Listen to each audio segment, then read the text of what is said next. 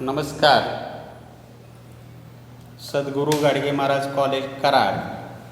मी प्राध्यापक जाधव केवी, विषय इतिहास. सर्वप्रथम इयत्ता 10वीमध्ये उत्तीर्ण झालेल्या आणि 11वीमध्ये प्रवेश घेतलेल्या सर्व विद्यार्थ्यांचे मी महाविद्यालयाच्या वतीने सहर्ष स्वागत करतो. आता अभ्यासक्रमाला सुरुवात करण्याअगोदर आता तुम्हाला माहीतच असेल की आपण कॉलेजमध्ये येऊन किंवा आम्ही प्रत्यक्षात तुम्हाला वर्गामध्ये शिक्षण देऊ शकत नाही. त्यामुळं आपण या कोविडच्या कालावधीमध्ये ऑनलाईन पद्धतीने शिक्षण घेण्याचा एक उपक्रम सुरू केलेला आहे. विद्यार्थ्यांचं शैक्षणिक नुकसान होऊ नये म्हणून महाविद्यालयाच्या वतीनं, रयत शिक्षण संस्थेच्या वतीने ऑनलाईन शिक्षण आपण सुरू केलेलं आहे. आणि या ऑनलाईन शिक्षणाच्या माध्यमातून आम्ही तुमच्यापर्यंत जास्तीत जास्त अभ्यासक्रम पोहोचविण्याचा प्रयत्न करणार आहोत. प्रत्यक्ष कॉलेज सुरू झाल्यानंतर आपणाला त्यावेळीही झालेल्या अभ्यासक्रमावरती थोड्या प्रमाणात मार्गदर्शन केलं जाईल. त्याच्या अगोदर एक आपल्या विद्यार्थ्यांच्यासाठी म्हणून थोडंसं कोविडच्या संदर्भात मार्गदर्शन करणं गरजेचं आहे. कारण या कोविडच्या कालावधीमध्ये शासनानं जी मार्गदर्शक तत्त्व घालून दिलेले आहेत त्या मार्गदर्शक तत्त्वाचं प्रत्येक विद्यार्थ्यानं पालन केलं पाहिजे. त्यामध्ये पहिलं महत्त्वाचं आहे ते मध्ये शक्य असेल त्यावेळेलाच तुम्ही घराच्या बाहेर पडा. गरज नसताना तुम्ही घराच्या बाहेर पडू नका. कारण बऱ्याच वेळाला असं होतं की विद्यार्थी विनाकारण बाहेर फिरतात आणि त्याचा त्रास आपल्या घरातील जे आपले वृद्ध आईवडील आहेत त्या वृद्ध आईवडिलांना होतो. त्यामुळं शक्य असेल तरच तुम्ही घरातून बाहेर पडण्याचा प्रयत्न करा. दुसरं महत्त्वाचं, गरज असेल त्यावेळेला बाहेर पडताना तोंडावरती मास्क लावा. शक्य असेल त्या ठिकाणी सॅनिटायझरचा वापर करा. शक्य त्या ठिकाणी साबणाने स्वच्छ हात धुवा. दुसरं महत्त्वाचं. त्यानंतर तिसरं महत्त्वाचं आहे, जर तुम्हाला कोविड-19ची लक्षणं वाटत असतील तर लगेच आपल्या डॉक्टरांशी चर्चा करा, त्यांचा सल्ला घ्या आणि कोविडची टेस्ट करून तुम्ही योग्य ते औषधोपचार करा, जेणेकरून आपल्यामुळं आपल्या घरातील लोकांना त्रास होणार नाही. कारण आपल्या घरामध्ये आपले आईवडील वृद्ध आहेत. अशा वृद्ध आईवडिलांना या रोगाचा जास्त प्रादुर्भाव होण्याची शक्यता आहे. त्यामुळं आपल्यामुळं त्यांना कोणत्याही प्रकारचा त्रास होऊ नये म्हणून आपण स्वतः काळजी घेतली पाहिजे. त्यानंतर शासनानं वेळोवेळी जे आपल्यासाठी नियम घालून दिलेले आहेत त्या नियमांचं पालन करणं आपल्याला गरजेचं आहे. तर अशा प्रकारे जर तुम्ही या सूचनांचं पालन केलं, नियमांचं पालन केलं तर आपण आपलं कुटुंब, आपला समाज, आपला देश या कोविडच्या संकटातून वाचवू शकतो. त्यामुळं प्रत्येक विद्यार्थ्याने या कालखंडामध्ये शक्यतो शासनानं घालून दिलेले जे नियम आहेत त्या नियमांचं पालन करावं आणि आपल्या कुटुंबाची किंवा आपल्या कुटुंबाचं संरक्षण करावं अशी मी सर्व विद्यार्थ्यांना विनंती करतो. आता यानंतर 11वीचा जो अभ्यासक्रम आहे तर तुम्हाला माहीतच आहे की गेल्या वर्षीच आपला हा अभ्यासक्रम पूर्णपणे बदललेला आहे. आता अभ्यासक्रम बदललेला आहे म्हणजे फक्त 9वीचा अभ्यासक्रम 10वीला, 10वीचा 11वीला किंवा 11वीचा 9वीला किंवा 9वीचा 8वीला असाच बदल झालेला आहे. अभ्यासक्रम बदललेला आहे म्हणजे त्यातला अभ्यास बदललेला नाही, तो अभ्यास तोच आहे, फक्त थोडाफार बदल झालेला आहे. आता 11वीला जो आपल्याला अभ्यासक्रम आहे त्या अभ्यासक्रमाची चर्चा करण्यापूर्वी आपलं जे 11वीचं मूल्यमापन आहे ते मूल्यमापन कशा पद्धतीनं केलं जाईल याची तुम्हाला माहीत असणं गरजेचं आहे. मग 11वीचं जे आपलं मूल्यमापन आहे ते मूल्यमापन कशा पद्धतीनं असेल, तर त्यामध्ये आपली पहिली सत्र आणि दुसरी सत्र अशी 2 सत्रामध्ये विभागणी केलेली. पहिल्या सत्रामध्ये 25 मार्काची पहिली घटक संच चाचणी होईल. त्याचप्रमाणे पहिल्या सत्रामध्ये 50 मार्काचा एक लेखी पेपर होईल. म्हणजे पहिली सत्र 25 मार्काची घटक चाचणी आणि 50 मार्काचा लेखी परीक्षा अशी 75 मार्काची पहिली सत्र परीक्षा असेल. त्यानंतर दुसरी जी सत्र परीक्षा आहे त्या दुसऱ्या सत्र परीक्षेमध्ये सुद्धा 25 मार्काची दुसरी चाचणी परीक्षा असेल. त्यानंतर 80 मार्काचा लेखी पेपर असेल आणि 20 मार्काची मूल्यमापन चाचणी परीक्षा असेल. म्हणजे पहिली सत्र 75 मार्क आणि दुसरी सत्र 125 मार्क्स असे 200 मार्काची बेरीज केली जाईल.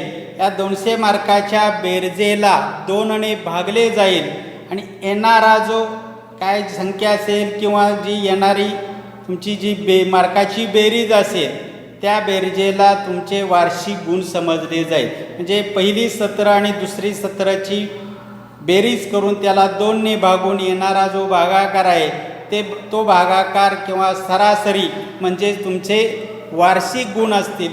तर अशा पद्धतीनं जवळजवळ सर्व विषयाचं मूल्यमापन असेल.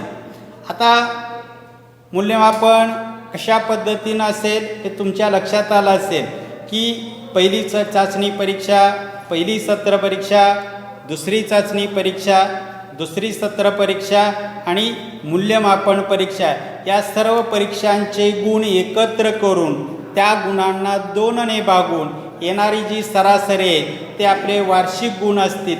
तर अशा प्रकारचे हे आपलं मूल्यमापन असेल. तर त्याच्यानंतर आपण जर प्रश्नपत्रिकेचं स्वरूप पाहिलं तर पूर्वी जे प्रश्नपत्रिकेचं स्वरूप होतं त्या स्वरूपापेक्षा एक वेगळं प्रश्नपत्रिकेचं स्वरूप आपणाला पाहायला मिळेल. तर ज्या वेळेला आपण प्रत्यक्ष वर्गात याल किंवा परीक्षेच्या अगोदर प्रश्नपत्रिकेचं स्वरूप काय असेल ते आपणाला समजून सांगितलं जाईल.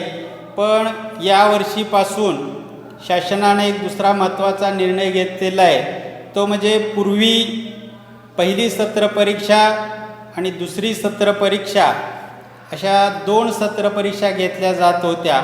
पण पूर्वी पहिल्या सत्र परीक्षेचा अभ्यासक्रम दुसऱ्या सत्र परीक्षेच्या अभ्यासक्रमाच्या वेळी घेतला जात नव्हता.